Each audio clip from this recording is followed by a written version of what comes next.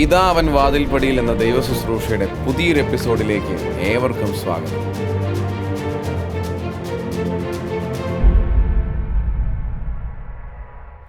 അങ്ങനെ ഒരു വേനലവധിക്കാലം ഇതാ അവസാനിക്കുന്നു. പണ്ടൊക്കെ വേനലവധി ആവാൻ കാത്തിരിക്കുമായിരുന്നു നമ്മളെല്ലാം. പലതരം കളികളും കുസൃതികളുമായി പാടത്തും പറമ്പിലും എപ്പോഴും കുഞ്ഞുങ്ങളുടെ കളിചിരികൾ അലയടിച്ചിരുന്ന ഒരു കാലഘട്ടം. ഉള്ളത് പങ്കുവെച്ച് സ്നേഹത്തോടെ എല്ലാവരും ആഘോഷിച്ചിരുന്ന വേനലവധിക്കാലം. ഒരു 30 വർഷം പിൻപിലുള്ള വേനലവധി കാലങ്ങൾ ഇങ്ങനെയായിരുന്നു. കുഞ്ഞുങ്ങളെ ഓർത്ത് മാതാപിതാക്കൾക്ക് വലിയ വേവലാതികളൊന്നും അന്നാളിൽ ഉണ്ടായിരുന്നില്ല. കാരണം അത് അവരിലെ നിഷ്കളങ്കതയും സത്യസന്ധതയും കാരണം തന്നെ. മനുഷ്യത്വം എന്നത് അന്ന് എല്ലാവരിലും ഉണ്ടായിരുന്നു. വലിയ മേന്മകൾ എടുത്തു പറയാനില്ലെങ്കിലും എല്ലാ മനുഷ്യരിലും സഹജീവികളോട് ഒരു സ്നേഹവും കരുണയും അന്നുണ്ടായിരുന്നു. 30 വർഷങ്ങൾക്കിപ്പുറം ഇന്ന് അതേ വേനലവധി മാസങ്ങളിൽ നാം എത്തിയപ്പോൾ കുഞ്ഞുങ്ങളെല്ലാം തന്നെ വീടിനുള്ളിൽ ഇന്റർനെറ്റിന്റെ വലയിൽപ്പെട്ട് വേനൽക്കാലം ആസ്വദിക്കുകയായിരുന്നു. മറ്റുള്ള ബന്ധുവീടുകളിലേക്ക് പോയിട്ട് തൊട്ടടുത്തുള്ള വീടുകളിൽ പോലും കുഞ്ഞുങ്ങളെ വിടാൻ ഭയക്കുന്ന മാതാപിതാക്കളെയാണ് ഇന്ന് നമുക്ക് കാണാൻ കഴിയുക.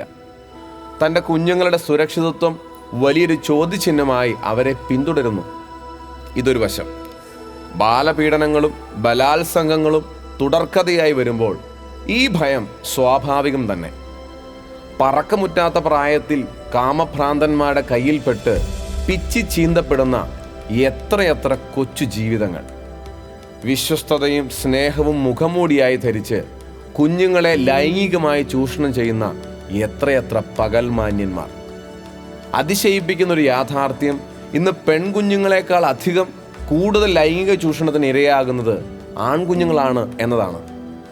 ഈ പറഞ്ഞു വരുന്നത് ഈ ഒരു വിഷയത്തെക്കുറിച്ച് മാത്രമല്ല, ഇതിന് പിന്നിൽ മറഞ്ഞിരിക്കുന്ന മനുഷ്യനിൽ സംഭവിക്കുന്ന സ്വഭാവ വൈകൃതങ്ങളെക്കുറിച്ച് തന്നെയാണ്.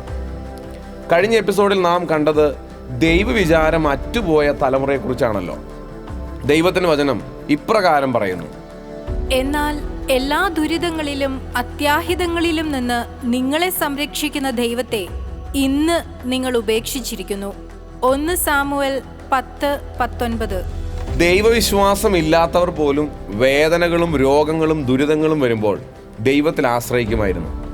എന്നാൽ ഇന്നത്തെ മോസ്റ്റ് മോഡേൺ തലമുറയിൽ അത്തരത്തിലുള്ള ഒരു ആശ്രയത്വം പോലും നമുക്ക് കാണാൻ കഴിയില്ല.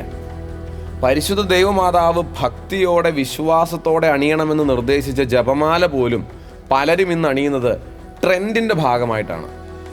LGBT കളർ തീമിലുള്ള ജപമാല വരെ ഇന്ന് വിപണിയിൽ ലഭ്യമാണ്. ഇങ്ങനെയുള്ള ഈ തലമുറയെക്കുറിച്ച് യേശയ്യാ പ്രവാചകനും ഇപ്രകാരം കുറ്റപ്പെടുത്തുന്നു: കർത്താവ് അരുളി ചെയ്തു, ഈ ജനം വാക്കുകൊണ്ട് മാത്രം എന്നെ സമീപിക്കുകയും അധരം കൊണ്ട് മാത്രം എന്നെ ആരാധിക്കുകയും ചെയ്യുന്നു. ഇവരുടെ ഹൃദയം എന്നിൽ നിന്നും അകന്നിരിക്കുന്നു. എൻ്റെ നേർക്കുള്ള ഇവരുടെ ഭക്തി മനപ്പാടമാക്കിയ മാനുഷിക നിയമമാണ്. യേശയ്യാ 29:13. ഇത്തരത്തിലുള്ള മനപ്പാഠമാക്കിയ മാനുഷിക നിയമങ്ങളിൽ അധിഷ്ഠിതമായ ഭക്തിയുടെ ബാഹ്യരൂപം മിക്ക തീർത്ഥാടന കേന്ദ്രങ്ങളിലും നമുക്ക് കാണാൻ കഴിയും. ദൈവത്തെ മാത്രമേ ആരാധിക്കാവൂ എന്ന ദൈവത്തിൻ്റെ അതിപ്രധാനമായ കൽപ്പനയെ പുറങ്കാൽ കൊണ്ട് തൊഴിച്ചെറിഞ്ഞുകൊണ്ട്, അല്ലെങ്കിൽ കണ്ടില്ല എന്ന് നടിച്ചുകൊണ്ട് വിജാതി ആരാധനാ രീതികളെ അനുകരിക്കുന്ന കടുത്ത 1-ാം പ്രമാണത്തിൻ്റെ പ്രത്യക്ഷമായ പ്രതിഫലനമല്ലേ ഇത്തരം സ്ഥലങ്ങളിൽ നമുക്ക് കാണാൻ സാധിക്കുന്നത്? നിങ്ങളുടെ ദൈവമായ കർത്താവിനെ ആരാധിക്കുന്നതിൽ നിങ്ങൾ വിജാതിയരെ അനുകരിക്കരുത് എന്ന ദൈവത്തിൻ്റെ വാക്കിന് യാതൊരു വിലയും നൽകാതെ ദൈവത്തെ ഏതൊക്കെ രീതിയിൽ പ്രകോപിപ്പിക്കാമോ അതെല്ലാം ഇന്നത്തെ സഭാ സമൂഹങ്ങൾ ചെയ്യുന്നുണ്ട്. അതിന് ദൈവത്തെക്കുറിച്ച് ചിന്തിച്ചാലല്ലേ ദൈവം പറയുന്നതിന് വില നൽകേണ്ടതുള്ളൂ, അല്ലേ? എന്താണ് ഇതിനെല്ലാം കാരണം? ദൈവവിചാരം കുടുംബങ്ങളിലും സഭകളിലും അറ്റുപോയതിൻ്റെ പരിണിത ഫലമാണ് ഇന്ന് സമൂഹത്തിൽ ഇതെല്ലാം പ്രകടമാകുന്നത്. ദൈവത്തെപ്പറ്റി മക്കളെ പഠിപ്പിക്കാതെ മാതാപിതാക്കൾ ഇന്ന് നെട്ടോട്ടമോടിയപ്പോൾ, അതുപോലെ ദൈവജനത്തെ ദൈവഭക്തി പരിശീലിപ്പിക്കേണ്ട സഭാ നേതാക്കൾ തന്നെ പണമുണ്ടാക്കാൻ വേണ്ടി ഓടി നടന്നപ്പോൾ ദൈവത്തെ അറിയാത്ത ഒരു സമൂഹം അതിന് പിന്നിൽ രൂപപ്പെടുന്നുണ്ടായിരുന്നു. ദൈവവചനം ഇങ്ങനെ പറയുന്നു: ഒരു കാര്യം മനസ്സിലാക്കിക്കൊള്ളുക, അവസാന നാളുകളിൽ ക്ലേശപൂർണമായ സമയങ്ങൾ വരും. അപ്പോൾ സ്വാർത്ഥ സ്നേഹികളും ധനമോഹികളും അഹങ്കാരികളും ഗർവിഷ്ഠരും ദൈവദൂഷകരും മാതാപിതാക്കന്മാരെ അനുസരിക്കാത്തവരും കൃതഘ്നരും വിശുദ്ധിയില്ലാത്തവരുമായ മനുഷ്യരുണ്ടാകും. അവർ മനുഷ്യത്വമില്ലാത്തവരും ഒന്നിനും വഴങ്ങാത്തവരും അപവാദം പറയുന്നവരും ആത്മനിയന്ത്രണം ഇല്ലാത്തവരും ക്രൂരന്മാരും നന്മയെ വെറുക്കുന്നവരും വഞ്ചകരും എടുത്തുചാട്ടക്കാരും അഹന്തയുള്ളവരും ദൈവത്തെ സ്നേഹിക്കുന്നതിന് പകരം സുഖഭോഗങ്ങളിൽ ആസക്തിയുള്ളവരും ആയിരിക്കും. 2 തിമോത്തിയോസ് 3:1-4. ഈ ദൈവവചനത്തിൽ പറഞ്ഞ സ്വഭാവ സവിശേഷതകൾ ഇന്നത്തെ സമൂഹത്തിൽ സർവ്വസാധാരണമാണ്. എന്തുകൊണ്ട് ഇങ്ങനെയൊന്നൊരു ചോദ്യത്തിന് പ്രസക്തിയേയില്ല. കാരണം ദൈവവിചാരം ദേശത്ത് അറ്റുപോയി എന്നത് തന്നെ. നിഷ്കളങ്കമായ സ്നേഹം നിലനിന്നിരുന്ന ഒരു തലമുറ നമുക്ക് മുന്നേ കടന്നുപോയിട്ടുണ്ട്. വൈകുന്നേരങ്ങളിൽ അയൽക്കാർ ഒരുമിച്ചിരുന്ന് സംസാരിച്ച് ഭക്ഷണം പങ്കുവെച്ച് ഒരു വിവാഹമോ ആഘോഷങ്ങളോ വന്നാൽ അങ്ങോട്ടും ഇങ്ങോട്ടും സഹകരിച്ചിരുന്ന സ്നേഹബന്ധങ്ങൾ. എന്നാൽ ഇന്ന് എല്ലാവർക്കും സ്വാർത്ഥ സ്നേഹമാണുള്ളത്. സ്വന്തം കാര്യത്തിന് വേണ്ടി മാത്രം കുടുംബത്തെ പോലും സ്നേഹിക്കുന്നു എന്ന് നടിക്കുന്നവർ, സ്വാർത്ഥ ലാഭത്തിന് വേണ്ടി സ്നേഹം നടിച്ച് സ്വന്തം രക്തത്തെ പോലും ഇല്ലാതാക്കാൻ മടിക്കാത്തവർ. ഇത്തരത്തിലുള്ള കുറേ ഉദാഹരണങ്ങൾ നാം കഴിഞ്ഞ എപ്പിസോഡിൽ കണ്ടിരുന്നു. ഒരു പെൺകുഞ്ഞിനെ വിശ്വസിച്ച് സ്വന്തം പിതാവിൻ്റെ അടുത്ത് നിർത്തിയിട്ട് പോകാൻ പോലും സാധിക്കാത്ത വിധം സ്നേഹത്തിൻ്റെ അർത്ഥതലങ്ങളെ ഇന്ന് മാറിമറിഞ്ഞിരിക്കുന്നു. ഞെട്ടിത്തരിപ്പിക്കുന്ന വാർത്തകൾ കേട്ടിട്ടാണ് ഇന്ന് ഓരോ പ്രഭാതത്തിലും നാം കണ്ണു തുറക്കുന്നത് പോലും. നെഗറ്റീവായിട്ടുള്ള വാർത്തകൾ കൊണ്ട് പത്രമാധ്യമങ്ങൾ നിറയുന്നു. കൊലപാതകം, വ്യഭിചാരം, മോഷണം, വഞ്ചന എന്നിവയ്ക്ക് പുറമെ ഇതാ നരബലി പോലും. മനുഷ്യന് ഇത്രമാത്രം ക്രൂരത ചെയ്യാൻ കഴിയുമോ എന്ന് അതിശയിക്കുമാറാണ് ഓരോ സംഭവങ്ങളും നടക്കുന്നത്. ഒരാളെയും വിശ്വസിക്കാൻ പറ്റാത്ത കാലം. സ്വന്തം രക്തത്തിലുള്ളവർ പരസ്പരം കൊന്ന് കൊലവിളിക്കുന്നു. കൊലപാതകങ്ങളും പീഡനങ്ങളും എല്ലാം മൃഗീയമായിട്ടാണ് അരങ്ങേറുന്നത്.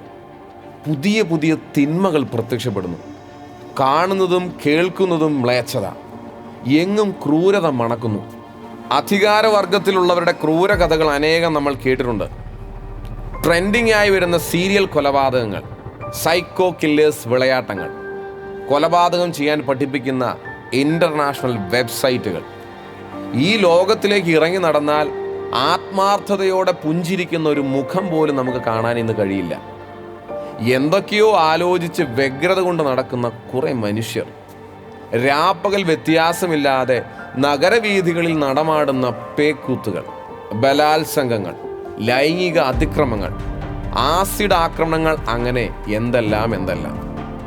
ലിഖിത നിയമങ്ങളെ കീഴ്മേൽ മറിക്കുന്ന രീതിയിലുള്ള പ്രവൃത്തികൾ.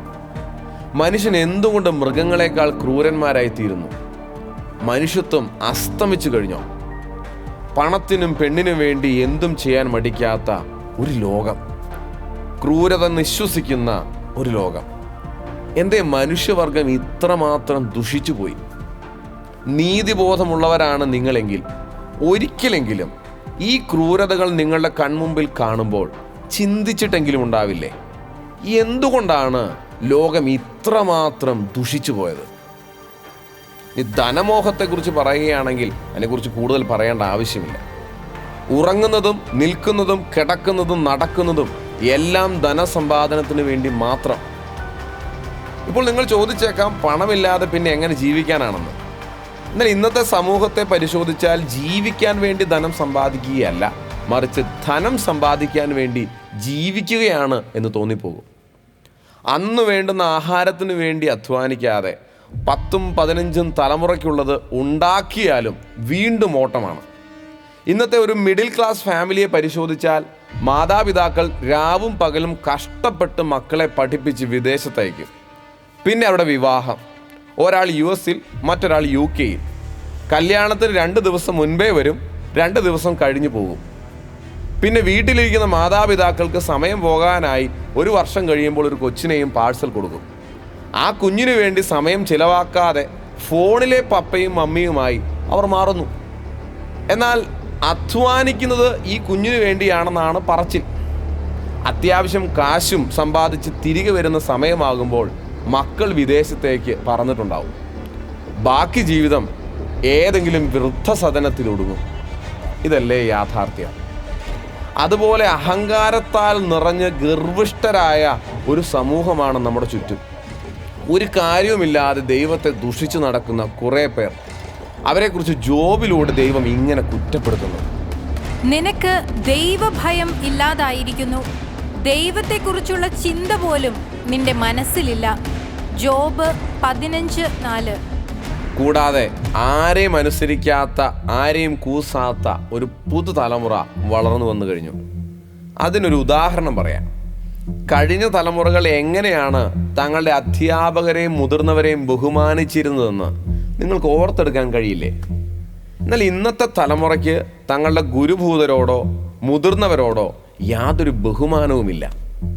അതൊന്നും വേണ്ട, നിങ്ങളുടെ സ്വന്തം കുടുംബത്തെപ്പറ്റി ഒന്ന് ചിന്തിച്ചു നോക്ക്. നിങ്ങളുടെ കുഞ്ഞുനാളിൽ നിങ്ങളുടെ മാതാപിതാക്കന്മാരെ നിങ്ങൾ എങ്ങനെയാണ് ബഹുമാനിച്ചിരുന്നത്? എന്നാൽ ഇന്നത്തെ തലമുറയിൽ നിങ്ങളുടെ കുഞ്ഞുങ്ങളിൽ നിന്ന് ഈ ഒരു ബഹുമാനം നിങ്ങൾക്ക് ലഭിക്കുന്നുണ്ടോ? സ്വന്തം ആവശ്യത്തിനു വേണ്ടി ലഹരി വസ്തുക്കൾ വാങ്ങിക്കാനായി, പണത്തിനായി മാതാപിതാക്കന്മാരെ വധിക്കാൻ പോലും മടിക്കാത്ത മക്കൾ, നിർദാക്ഷിണ്യം മാതാപിതാക്കന്മാരെ വഴിയരികിലും വൃദ്ധസദനങ്ങളിലും ഉപേക്ഷിക്കുന്ന മക്കളുടെ തലമുറ. ഇതൊക്കെ ഇന്ന് സർവ്വസാധാരണമാണല്ലേ? ഇനി വിശുദ്ധിയെക്കുറിച്ച് പറഞ്ഞാൽ ഏതൊക്കെ തരത്തിൽ അശുദ്ധികളിൽ വ്യാപരിക്കാമോ അതിലെല്ലാം വ്യാപരിക്കാൻ വ്യഗ്രത പൂണ്ട് നടക്കുകയാണ് ഇന്നത്തെ സമൂഹം. അശുദ്ധികളും തിന്മകളും എല്ലാം ഇന്നതിൻ്റെ ക്ലൈമാക്സിലെത്തിയിരിക്കുകയാണ്.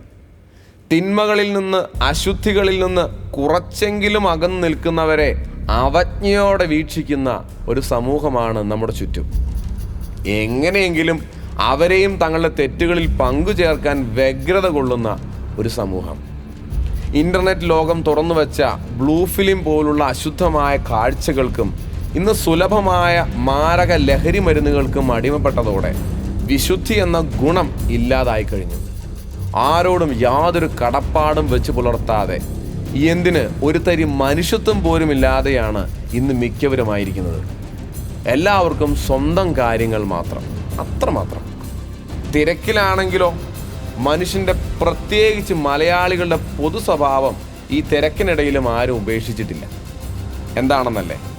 അപവാദവും പരദൂഷണവും തന്നെ. പണ്ട് നാട്ടിൻപുറങ്ങളിൽ മാത്രം സഞ്ചരിക്കുന്ന BBC ആയി കുറേ പേർ ഉണ്ടാകുമായിരുന്നു. എന്നാൽ ഇന്ന് എല്ലാവരും ആനന്ദം കണ്ടെത്തുന്നത് ഇത്തരം പരദൂഷണങ്ങളിലും ഗോസിപ്പുകളിലും തന്നെയാണ്. മൊബൈൽ ഫോൺ കയ്യിലുള്ളത് കൊണ്ട് അറിയാൻ എങ്ങോട്ടും പോകേണ്ട എന്ന് ചുരുക്കം. ഇത്തരത്തിൽ ഗോസിപ്പ് പറയുന്നതിന് വേണ്ടി തന്നെ എത്രയധികം മഞ്ഞ മാധ്യമങ്ങളും ഓൺലൈൻ ചാനലുകളും മലയാളത്തിൽ മാത്രമുണ്ടെന്ന് നമുക്ക് തന്നെ അറിയാം. ഒരു തരത്തിലും ആത്മനിയന്ത്രണമില്ലാതെ ക്രൂരന്മാരായി തീർന്നുകൊണ്ട് നന്മയെയും നന്മ ചെയ്യുന്നവരെയും വെറുക്കുന്ന ഒരു പറ്റം മനുഷ്യരെ ഇന്ന് നമുക്ക് ചുറ്റും കാണാൻ സാധിക്കും. എന്തിനും ഏതിനും മടിക്കാത്ത ഈ ലോകത്തിൽ ഇന്ന് ദൈവത്തിന് എന്തെങ്കിലും സ്ഥാനമുണ്ടോ? നിന്നെയും എന്നെയും സൃഷ്ടിച്ച ദൈവത്തിൻ്റെ വേദനയെക്കുറിച്ച് നീ എന്നെങ്കിലും ഒന്ന് ചിന്തിച്ചിട്ടുണ്ടോ? ഏദൻ തോട്ടം മുതൽ തൻ്റെ ജനത്തെ രക്ഷിക്കാൻ ശ്രമിക്കുന്ന ഒരു ദൈവത്തെ നീ എന്നെങ്കിലും അന്വേഷിച്ചിട്ടുണ്ടോ? ഏദൻ തോട്ടം മുതൽ പാപത്തിലേക്ക് വീണുപോയ തൻ്റെ ജനതയെ രക്ഷിക്കാൻ വേണ്ടി അവിടുന്ന് ചെയ്ത കാര്യങ്ങൾ വെറും കഥകളായാണ് ഇന്നത്തെ ക്രൈസ്തവ സമൂഹം കാണുന്നത് പോലും. ദൈവജനത്തെ പുച്ഛിച്ചു തള്ളുന്ന ഈ ലോകത്തിന് ഇതിനേക്കാൾ വലിയൊരു ദുരന്തം വേറെ വരാനുണ്ടോ? തീർച്ചയായും ഒരു ചോദ്യം ഉയർന്നേക്കാം, ഇത്തരത്തിലുള്ളവർ പണ്ടുമുണ്ടായിരുന്നില്ലേ എന്ന്. എന്നാൽ ഇന്ന് വളരെ പ്രകടമായി നമ്മുടെ കൺമുമ്പിൽ തന്നെ ഇത്തരത്തിൽ എത്രയോ സംഭവങ്ങളാണ് നടക്കുന്നത്. പണ്ടുമില്ലേ എന്ന് ചോദിച്ചാൽ തീർച്ചയായും ഉണ്ട് എന്ന് തന്നെയാണ് ഉത്തരം. എന്നാൽ അവയെല്ലാം വിരലിലെണ്ണാവുന്ന സംഭവങ്ങൾ മാത്രമായിരുന്നു. എന്നാൽ ഇന്ന് അങ്ങനെയാണോ? അല്ല എന്ന് നമുക്ക് നിസ്സംശയം പറയാൻ കഴിയും. ദൈവത്തിൻ്റെ സത്യം ഉപേക്ഷിച്ച് വ്യാജം സ്വീകരിച്ചത് വഴി ദൈവവിചാരം ദേശത്ത് അറ്റുപോയതുകൊണ്ടാണ് ഇത്തരത്തിലുള്ള സ്വഭാവ വൈകൃതങ്ങൾ സമൂഹത്തിൽ പ്രകടമാകുന്നത്. എന്നാൽ ദൈവവചനം പറഞ്ഞതുപോലെ ഒരു കാര്യം മനസ്സിലാക്കിക്കൊള്ളുക, അവസാന നാളുകളിൽ ക്ലേശപൂർണമായ സമയങ്ങൾ വരും. അപ്പോഴാണ് ഇത്തരത്തിലുള്ള സ്വഭാവ വൈകൃതങ്ങൾ സമൂഹത്തിൽ വെളിപ്പെടുന്നതും പ്രകടമാകുന്നതും. ഇതിൽ നിന്ന് നമുക്കൊന്ന് മനസ്സിലാക്കാം, സമയമായി, അവസാന കാലഘട്ടമായി. അവൻ വാതിൽപ്പടിയിൽ എത്തിക്കഴിഞ്ഞു. ദൈവം നൽകുന്ന മുന്നറിയിപ്പുകളെ ഇനിയും അവഗണിക്കാതെ തിരിച്ചു വരാനുള്ള അവസരം ഇനിയെങ്കിലും ഉപയോഗിക്കാൻ ശ്രദ്ധിക്കുക. 2000 വർഷം പാരമ്പര്യമുള്ള ക്രിസ്ത്യാനിയായി ജീവിച്ച് അവൻ വരുമ്പോൾ ഞാൻ നിന്നെ അറിയുകയില്ല എന്ന് പറയുന്ന ഒരു ദുരവസ്ഥ നിനക്കുണ്ടാകാതിരിക്കാൻ വെളിച്ചമുള്ളപ്പോൾ, പ്രകാശമുള്ളപ്പോൾ അതിൽ നടക്കുക. എന്തെന്നാൽ അന്ധകാരം ഭൂമിയെയും കൂരിരുട്ട് ജനതകളെയും മൂടും. കർത്താവ് നിന്റെ മേൽ ഉദിക്കുവാൻ, ദൈവത്തിൻ്റെ മഹത്വം നിന്നിൽ ദൃശ്യമാകുവാൻ, അവൻ്റെ വരവിൻ്റെ വാർത്തയെ ഇനിയും നീ അവഗണിക്കുകയോ തിരസ്കരിക്കുകയോ ചെയ്യാതിരിക്കാൻ സൂക്ഷിച്ചുകൊള്ളുക. വീണ്ടും കാണാം പുതിയൊരു കാലത്തിൻ്റെ അടയാളവുമായി. അത്യുന്നതനായ ദൈവം എല്ലാവരെയും സമൃദ്ധമായി അനുഗ്രഹിക്കുകയും പരിപാലിക്കുകയും ചെയ്യട്ടെ.